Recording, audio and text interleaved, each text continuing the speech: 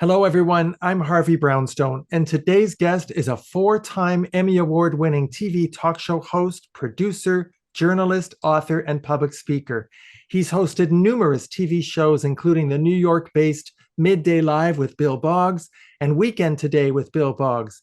He was the host and executive producer of the syndicated Fox TV series Comedy Tonight, and he was the founding executive producer of Court TV and executive producer of the groundbreaking Morton Downey Jr. show. In the food media world, our guest is a legend. He created and hosted the PBS TV show Home Cooked Classics. He helped launch the Food Network and pioneered the first ever national restaurant review show, TV Diners. And he created the long-running hit show Bill Boggs' Corner Table. He also had an enormously popular one-man off-Broadway show called Talk Show Confidential, which ran for 6 years.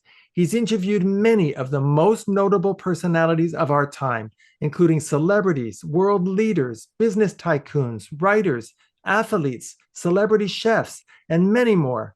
He's also a highly accomplished author. His first book, entitled At First Sight, is a novel that's been optioned for a Hollywood movie. In 2007, he published a highly acclaimed book entitled Got What It Takes? Successful People Reveal How They Made It to the Top, which contains candid interviews with 44 leaders in the world of entertainment, business, and sports, including Sir Richard Branson, Clive Davis, Norman Lear, Diane von Furstenberg, Renee Zellweger, and yes, even Donald Trump. 3 years ago, he published a hilariously satirical novel entitled The Adventures of Spike the Wonder Dog, about an adorable English bull terrier with a politically incorrect sense of humor and a heart of gold, who rises to fame on his master's TV talk show and on social media.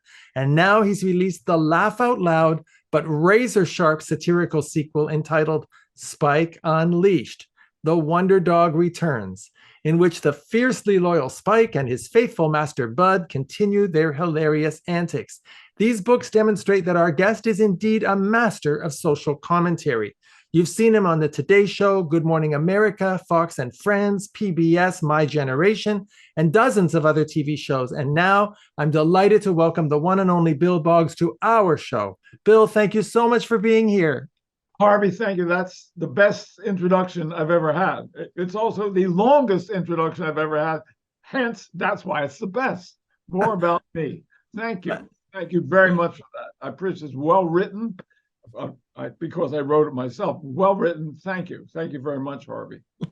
Well, you're very welcome.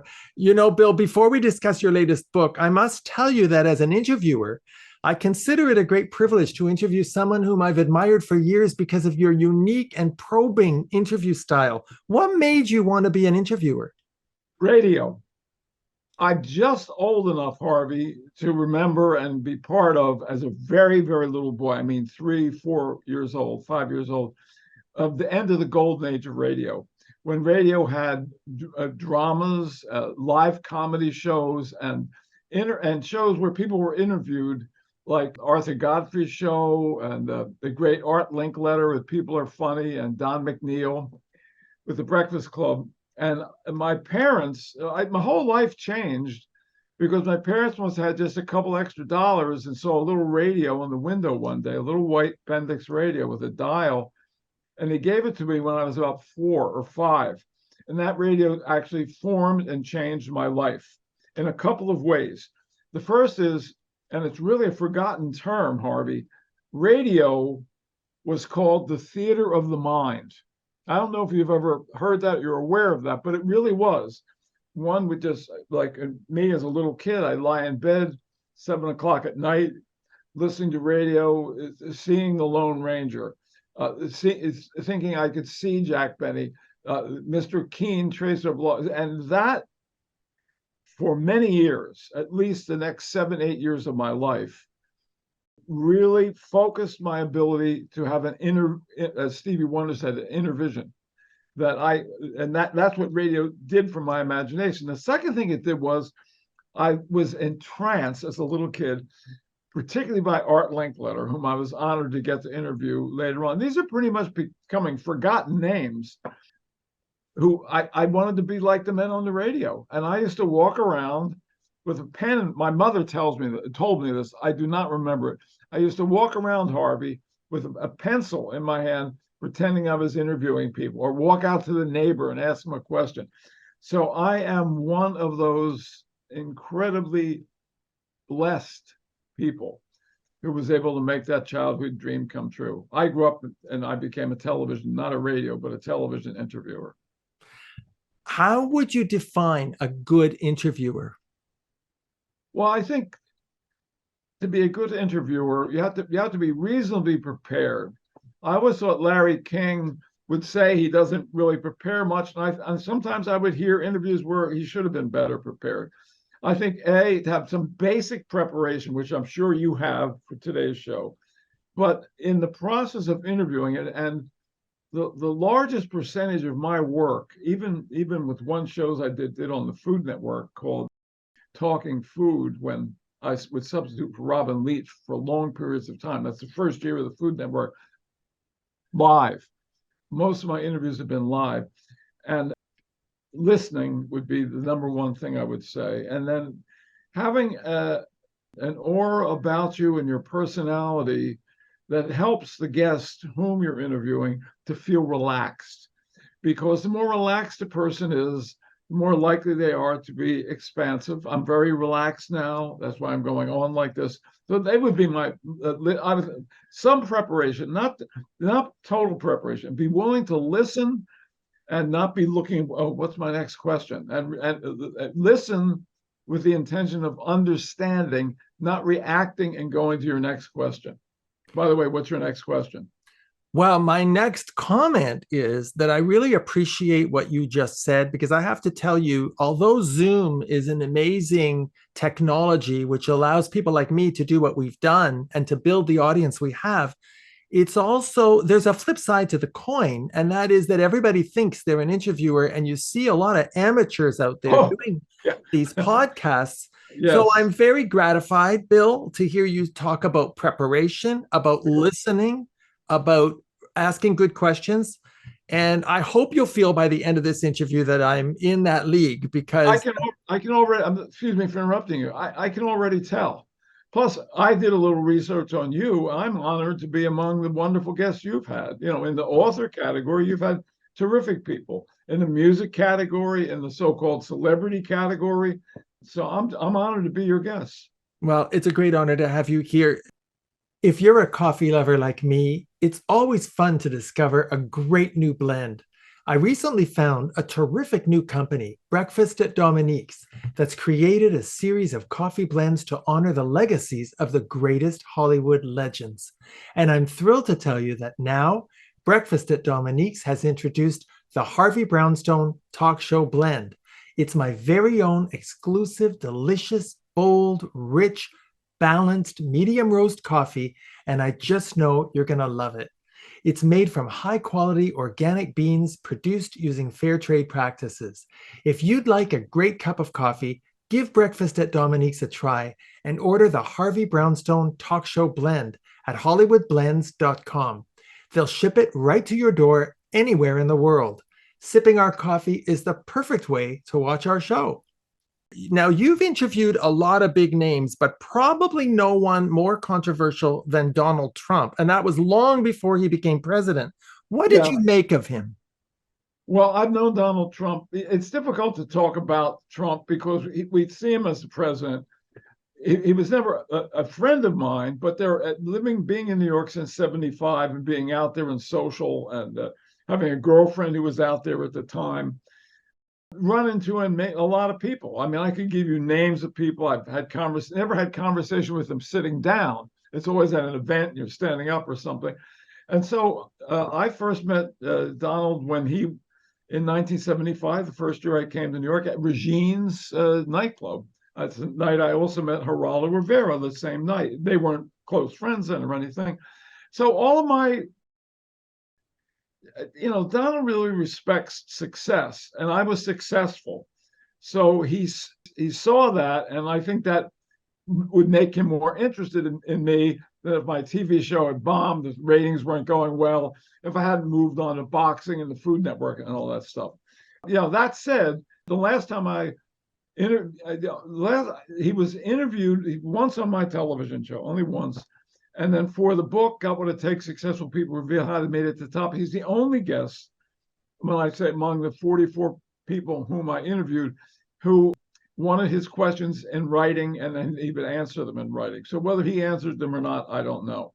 But the man who became president, I had no insight into any of the behavioral characteristics. I knew he was somewhat self-centered, but as Sinatra once said to me, I take people as I find them. Okay. The Donald Trump I found was a guy who was fun to talk to, reasonably interested in you, quite involved with himself, but not an objectionable person, a pretty good and interesting vibe. But it gave me no insight to what he'd be like as a politician. Now, you also interviewed his ex-wife, Ivana Trump, didn't you?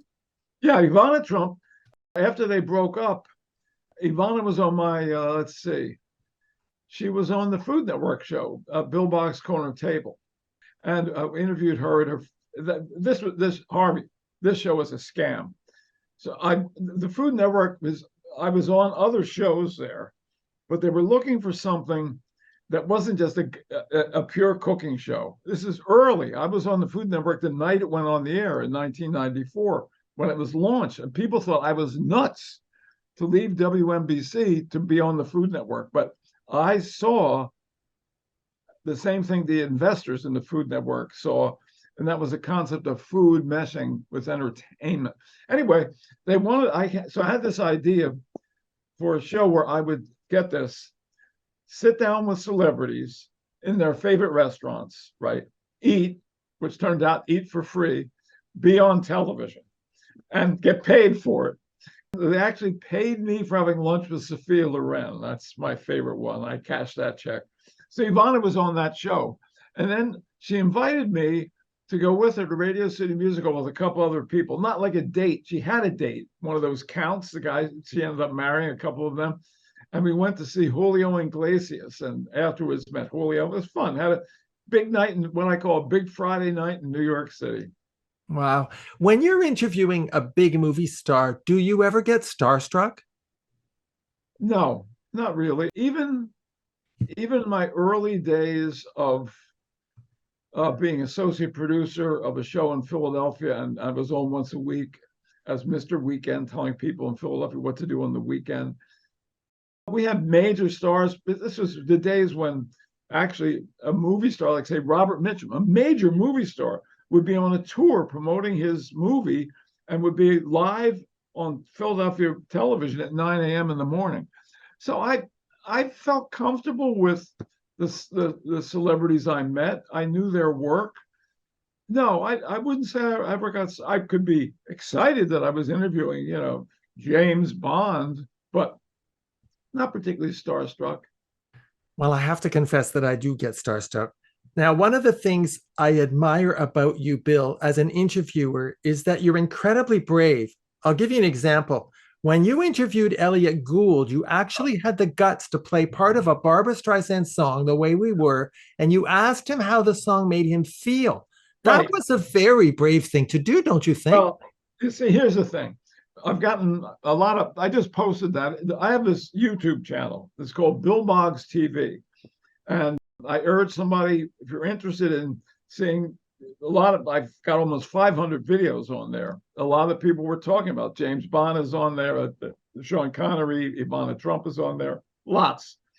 So I just found the Elliot Gould thing, we posted it. The thing was, Elliot Gould was promoting a movie, Harvey, and he had been on other shows and was really notorious for being a purposely bad guest, not a shy guest, not somebody who stuttered, not someone just purposely sort of sitting there smirking a bit and sending up the host.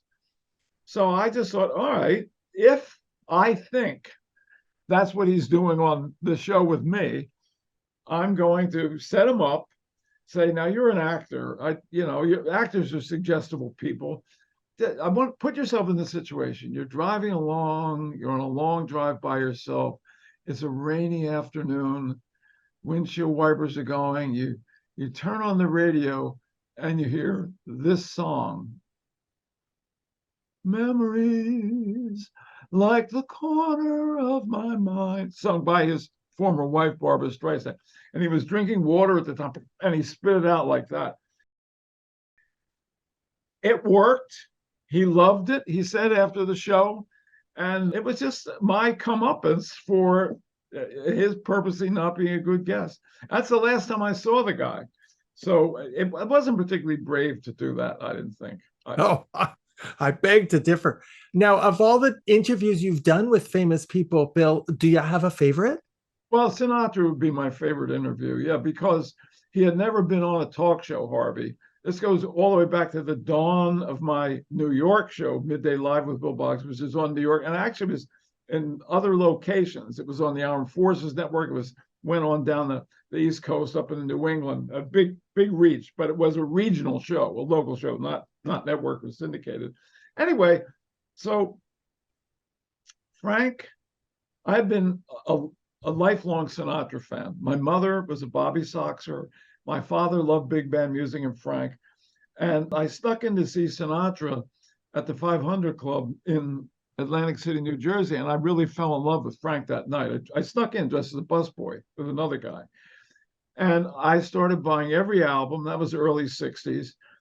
So after I saw Frank at the 500 Club, I started having a couple of times a year a recurring dream, a very pleasant dream. This was before I was a talk show host, that I was sitting in a room and talking to Sinatra. We're just talking to each other. And I always woke up feeling so happy. Now, sometimes, dreams are weird. It didn't look like Frank, but it was always Frank.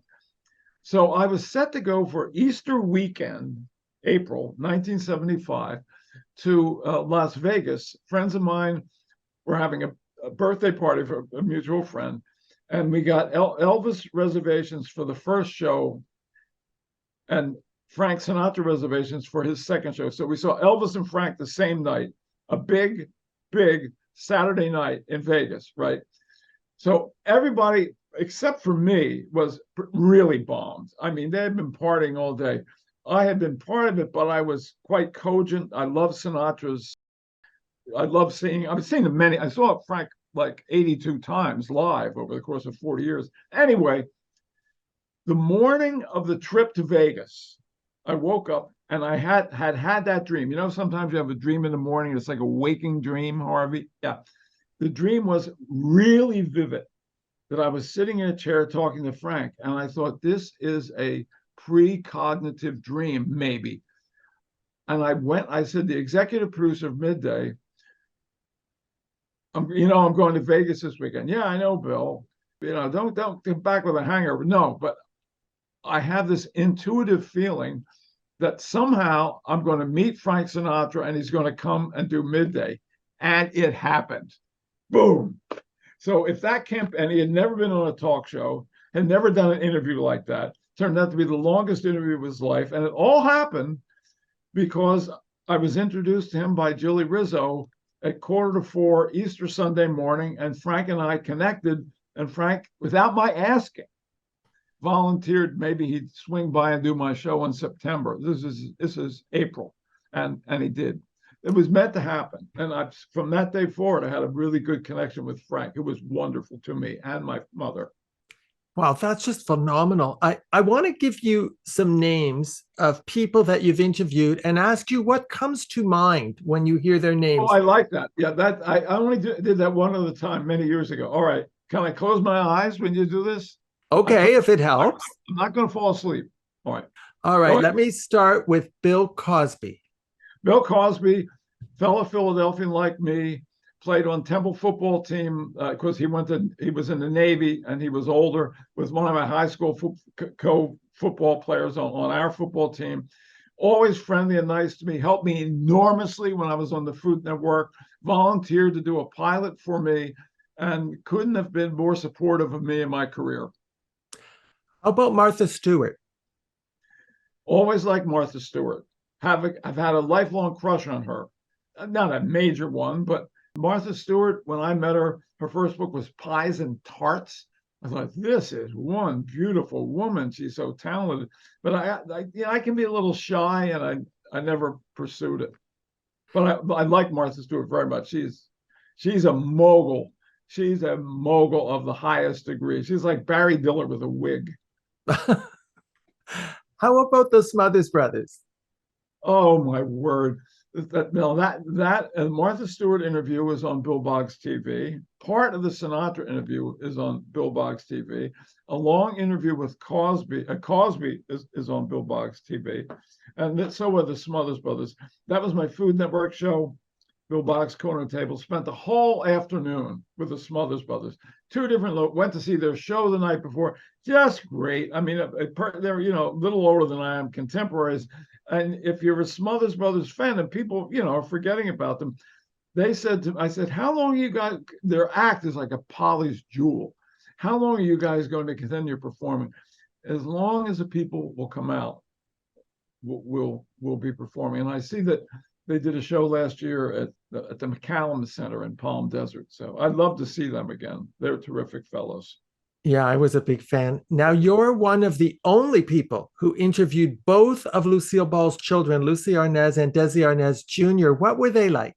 Oh, Desi and I've been friends with, and I interviewed Lucille Ball too, and Desi Arnaz separately. Lucy Arnaz and I to this day are very close friends. I haven't seen Desi for a while. He and I spent some time going out in New York, partying a little bit when he was engaged to Linda Pearl, the singer, and Lucy Arnaz and I dated for a while. And so they're just terrific people, really natural and real pros. These children of show business stars grow up in the business and they just know it. No one has to teach them how to be a guest or anything like that. What about Lucille Ball? What was that like? Well, Lucille Ball, I met when I was on a press junket for my show in North Carolina. And when we get to the book, bring me back to that. I had to show Southern Exposure in North Carolina. And I was on a press junket when she was in Mame, the movie Mame. So I interviewed her. Unfortunately, it was a 16 millimeter film. And the film, because of a flood in the basement of my apartment building, not my house, the film and many other of my interviews, like interviewing Sonny and Cher with little Chastity on their lap, got destroyed. I had some really good, there's a few that survived, but very, very few. What about Hugh Hefner? What was he like? Well, Hugh Hefner and Christy Hefner, his daughter, is brilliantly, she should be a senator. She's really a smart woman.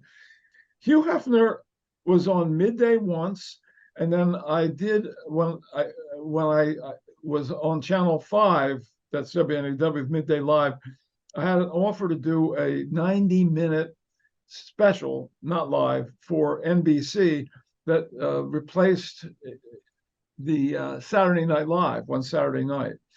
So the special was called Friends, a stupid title. Was not this. I was hired. I did not produce this, and it involved. The premise was being with celebrities on vacation.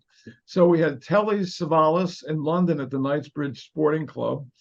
We had Lindsay Wagner, the $1 million woman, right? The Bionic Woman. Captain Team Hotel. God, that was great.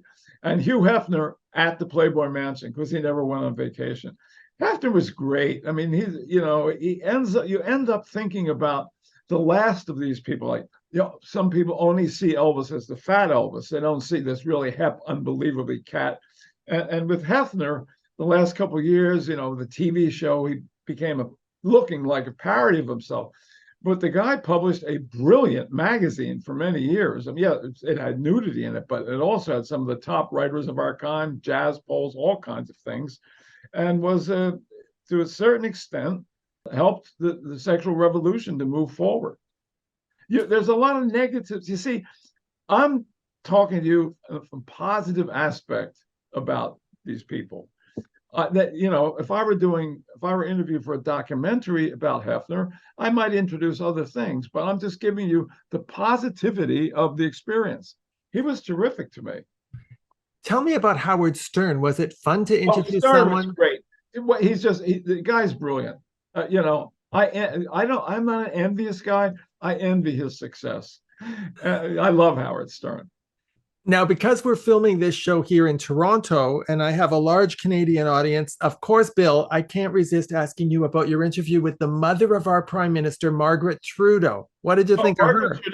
Margaret Trudeau was on the scene of Studio 54, and I didn't really get to know her well. I can't comment really too much about Margaret. She was very attractive in her prime. I really can't give you a definitive thing. She was on my show once. The interview was on BillBoggsTV, the YouTube channel. And boy, people have said a lot of negative, people can leave comments.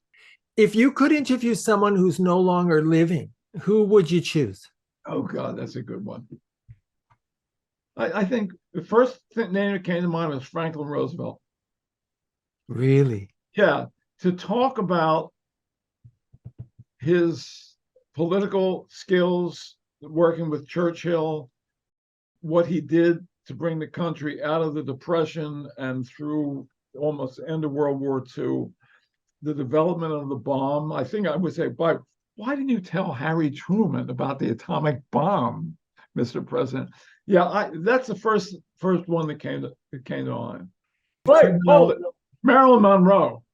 Forget about that. I want to interview Marilyn Monroe. Send the president packing, folks. Get her in here. Get her in. All right. I can't blame you for wanting to interview Marilyn Monroe. I would too.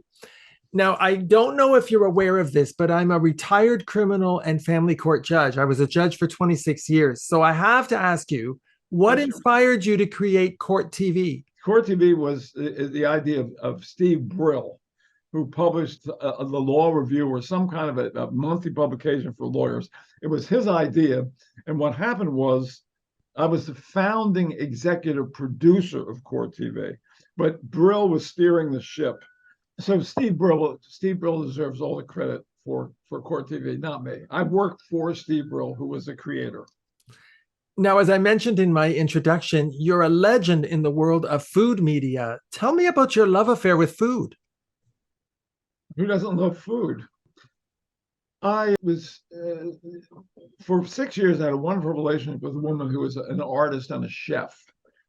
And I had the idea that she would be wonderful on media, on television, as a chef. This is before the Food Network. So we started doing a radio show in Greenwich, Connecticut called Let's Eat.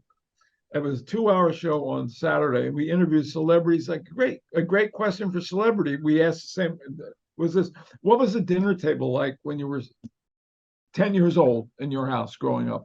Always an interesting answer. Anyway, and then when I saw the Food Network was coming in, I had done on midday a weekly roundtable where we'd have 8 guests, like maybe all weathermen or writers or whatever, and we'd actually have lunch because the show was on midday, was on at lunchtime. We'd actually have lunch, and people love these roundtables.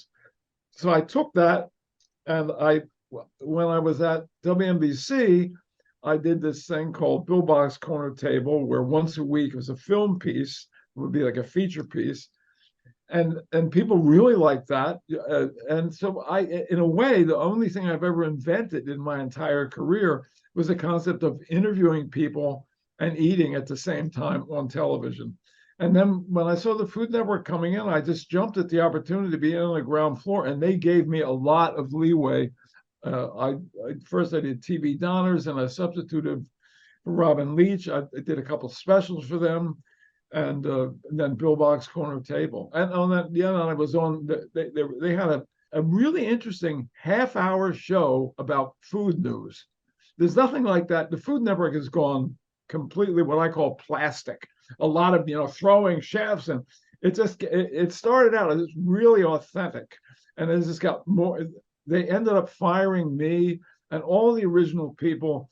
After we were on for about 8-10 years, they thought we were too old. We got replaced by younger people. They really wanted the young demographic. So when I saw that the Food Network was being created, the man at Reese Schoenfeld, whom I knew, I immediately went to him. And And I said, look, I've been doing this radio show for 2 years in Greenwich. I told him some of the things we were doing. People don't think of me as being associated with food, but I really know restaurants. I'm not a chef, but I take me into any restaurant and I can give you a critique of what I think. Because restaurants are not just the food. It's first off, the way you're greeted. You never get a second chance to make a first impression. The general atmosphere, sound level, you'd be amazed. And it's just because of my age, how many people say, I'll never go back to that restaurant. It was too loud. The service, the food, and the customer base, the kind of people with whom you're dining. So Reese hired me, and he said, we're going to find a lot of things for you to do. And I had a good 10-year run on the Food Network. And then I invented that show, Bill Boggs' Corner Table.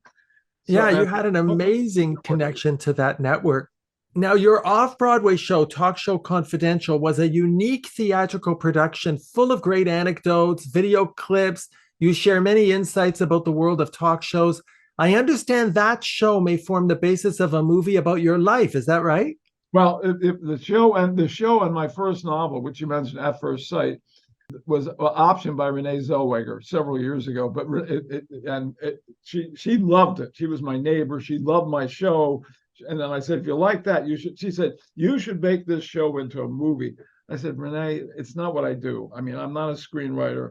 She said, oh, I loved it. I said, I wrote this book that is also based on a guy. And I gave her the book. And 3 days later, she said, oh, I love that book. At First Sight, she said, I want to option the book, and I'm going to option your show, which essentially would have been optioning material from my life. And she did, but nothing came of it. And that's not to put Renee down. I've said this to many people.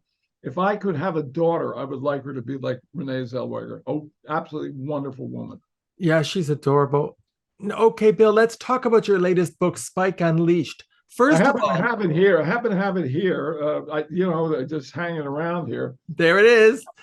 The Wonder Dog returns as told to Bill Boggs, because the dog tells me the story and I write it down. And the dog essentially, it's not in the first person, it's in the first dog. The dog is narrating the story. The book is satire, and it's designed to make you laugh. The whole point of this thing is to make you laugh. You wrote your first novel 40 years ago. What made you decide to start writing novels again? That's a good question. Thanks. Well, what happened was two things. The last TV show, I've identified, whether I was on television or executive producer of Morton Downey Jr. show or Court TV or whatever I was doing, I've always identified as a television host and personality. And the last show I was on, which turned out to be, in fact, the last show I was on, My Generation, for AARP on PBS, that went off the air after about 5 or 6 years. Management changes, reset. And I was standing here in the living room in New York in my apartment, and I thought, I'm in my 70s now. If someone wants me for a television job, this is prior to the pandemic, I'm easy to find. I have an agent, I'm easy to find. But I'm going to now go back to my roots as a comedy writer, and I'm going to identify as a writer of satire for the rest of my life. I actually stood over there about 10 feet away and made that decision. I just changed the compass in my mind from, okay, Bill, you're a TV host. You have to get another job on television too. I'm a writer. And that's what I'll be doing for the rest of my life. I've been writing since childhood. Frequently, people say, well, how come Bill Boggs is writing? I thought he was a TV host. What is he? People, if you have a talent, it can go in many directions. I have a limited talent, but the talent I have is big. And I'm not bragging. If you said, Bill, I think you should have been a court, a judge, a lawyer, a dentist, a doctor, an airline pilot, an engineer, I would have bombed. I mean, it wouldn't have happened. I used my gift essentially as a public speaker as to parlay that on the television and producing. So tell me, why did you decide to make a dog the main character and narrator of the book? It's very difficult to explain that. The dog, it just happened. It happened that way. I wanted to write a book based on a talk show host like me. So it starts out close to home, set in the world of television and media that mirrored something in my life. My first big show was called Southern Exposure with Bill Boggs. On that show, hold it, I had a dog like this, an English Bull Terrier. This is Little Spike. Hey there, Harvey. How you doing, baby? You're sharp, pal. You're sharp. That's Little Spike. And Spike the Wonder Dog was killed. He was very popular. He got more mail than I did. He was killed by a drunk driver shortly before I came to New York. The idea that I had, and I have no idea where I got it, was this. What if Spike hadn't gotten killed and came to New York as a talk show host like me in today's world and becomes a big TV star and social media star? Okay, that's all I had. And I thought, okay. And I sat down to write it, and the voice of the dog came through me. I don't mean the actual dog, Spike. The character came through me, and I was suddenly writing with nuances and a texture and a melody of the writing I had never written in before. So I can like summon Spike at will. It's just part of the mystical creative process of writing a novel. Well, besides being hilariously funny, your Thank you. book has been described by critics as a shrewd social commentary that pokes fun at everything from the Kardashians and reality TV to power politics, sexual dysfunction, political correctness, show business, and fame. What drives your sense of humor, Bill? Just looking at our society. I mean, looking at the things that exist in our society and sending it up. A lot of my humor, it's absurdist humor. Spike in the first book, The Adventures of Spike the Wonder Dog, he starts out as a young dog. He's just barely housebroken. He's like say a teenager would be, and then the book goes on for about a year and a half, and then Spike Unleashed picks up, after the pandemic. So Spike is now essentially more mature, more seasoned, sees more in society than he did in the first book. That's a rambling answer. It just happens. I just write it, and it just like reality TV, right? Does satire come easy to you? Yes, it comes easy to me through this character I've created, Spike the Wonder Dog.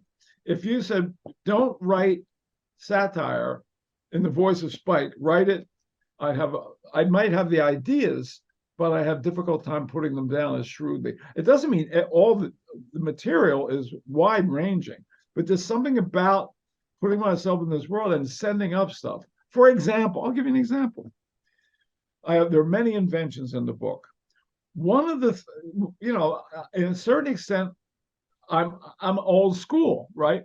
One of the things that I look at that kind of annoys me is excessive gloating in sports. For example, the end of every tennis match, and that's the picture you see in the New York Times. All the end zone dances, all this stuff. So one of the many inventions in the book is something I came up with called gloat, GLOAT, gloat camera. And gloat camera is just focused on gloating in sports.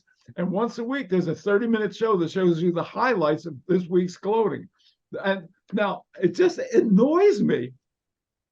I can't explain it. And this, Carlos Alcaraz, he does it after every winning point, like that. Every kid on every tennis court in the world is going like that. Yeah, so, I know what you mean. It's clear from reading your book, Bill, that behind the comedy, you're making strong statements about the current state of pop culture, show business, social media. What disappoints you the most about the entertainment industry today? Oh, great question. I think that the overhyping of everything. Again, this is just my taste, but it's like taking a show and having to have fireworks and the camera going like this and lights flashing and stuff like that. And every guest who comes out, instead of walking out, is doing this games. It's just each successive year our culture seems to get more and more and more like over the top. Even tattooing could just be a statement like, no, my normal body doesn't look good enough, so I'm going to get 38 tattoos. And what somebody does with their body, piercings, is not my business. I'm not critical of that. But the simplicity is gone from everything. And if you look at, for example, all of the singing contest shows, there's not a singer on, and I know music, there's not a singer on there who ever saw a soft note they want to hit. Everything is about the big notes, the big ending. As Sinatra would say to them, leave some place to go, meaning they're starting out like that and just going up and up and up. So that's a little bit of it. Again, these are just my opinions. If you like looking at somebody going after every winning point, enjoy it. But Well, when you were at the height of your success as an interviewer, being a celebrity. By the way, that was the pre-Kardashian era when that happened. Right. Yes. I think you're making my point that being a celebrity really meant something. When someone was called a star, it was because they had real talent. They had accomplished something meaningful as an entertainer, right? But today, social media can make someone a star even though they've accomplished nothing at all. If you were still doing interviews on TV, Bill, you would probably have to interview those people. Well, yeah, that would be okay. I'd like that. That's really no problem. The attention span has changed enormously, and that goes all the way back to MTV. Well, I interviewed the actor Tony Curtis 4 times. The first time was in my show, Sudden Exposure and High Point, and that's where both books start out. That's where Spike and his master Bud live. The next time was twice on Midday. The first interview was a full hour. The second one was like a half hour. Then the last time I interviewed Tony Curtis was 4 minutes. 4 minutes? He said, what's happened? I said, Tony, it's 1994. Everything's changed. Yeah, I guess so. People don't have an attention span anymore. Well, including that's one of the reasons I like writing so much, because I sit down and I am for an hour and a half, 2 hours. There are no interruptions. I'm not checking phones, and I'm in the same thing with everybody else. I see people here in Manhattan, you probably in Toronto, on electric bicycles riding along and looking at their phones. That happens. The guys at the New York Athletic Club and women, I'll see them get out of the pool, and while they're still dripping wet, going over to their bag and checking their phone. And this is understandable. There's a payoff for it, an endorphin payoff. It's just, one of the things that I like to say is change is inevitable. Okay. People say, oh, it's not like it used to be. I always say nothing's like it used to be. Oh, it's not. Well, it isn't, right? Now, change is inevitable in your life. Growth from that change is optional. So I've grown just looking at what's happening in our society and writing about it. And Spike Unleashed, The Wonder Dog Returns, my book. Would you like to see your books about Spike made into a movie? Yes. So would I. I read that a portion of your royalties from the sale of the book are being donated to animal rescue organizations. Tell me about that. Well, no, it's that simple. The first book involves Spike being kidnapped. And in the second book, he's got this nemesis, Ike, I got money piles. So I thought, wouldn't it be nice if the book makes money and it's hard to make money in a book these days, Harvey. Thanks to you, we're getting a little publicity here. But I just thought it would be nice to donate money to an animal rescue organization. No, it's no big deal, but it's unusual to have. It's right on the cover of the book. It says that. Yeah, I wanted our audience to know that.